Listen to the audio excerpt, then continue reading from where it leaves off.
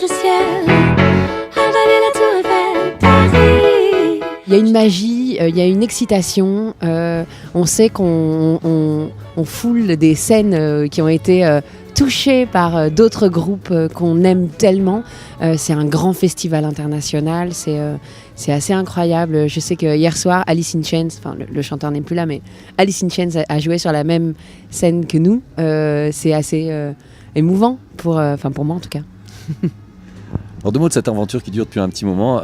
Est-ce qu'aujourd'hui, vous avez toujours le même besoin peut-être de vous surprendre, musicalement parlant, les deux? Est-ce que ça, c'est quelque chose qui est important? Ah oui, bien sûr. Sinon, c'est l'ennui. Mais vous y arrivez encore?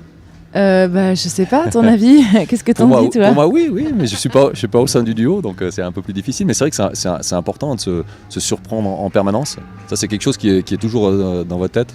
Oui, et puis ne serait-ce que réussir à faire d'autres chansons, tu sais, à la fin d'un album, t'es un peu vidé, t'as l'impression que t'as tout dit. Est-ce qu'on va avoir de la ressource? Est-ce qu'on va avoir encore des idées, de l'imagination, de l'inspiration? Donc ne serait-ce que ça, c'est un challenge.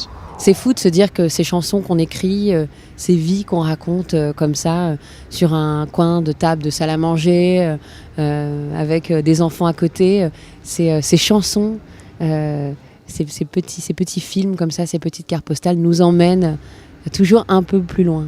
C'est assez inimaginable pour nous. Je ne sais pas si on peut s'habituer à ça. Je ne sais pas si on peut s'y faire. Je sais qu'à la fin de chaque tournée, je me dis toujours peut-être que tout va s'arrêter maintenant. Et puis ça repart. C'est dingue. Ça vous fait peur que ça s'arrête ou pas? Peur, non. Parce qu'on ne peut pas travailler avec la peur. La peur, c'est paralysant. C'est pour ça qu'on en profite vraiment.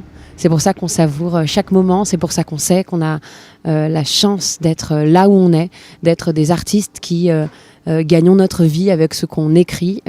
C'est une chance incroyable. C'est beaucoup de travail aussi.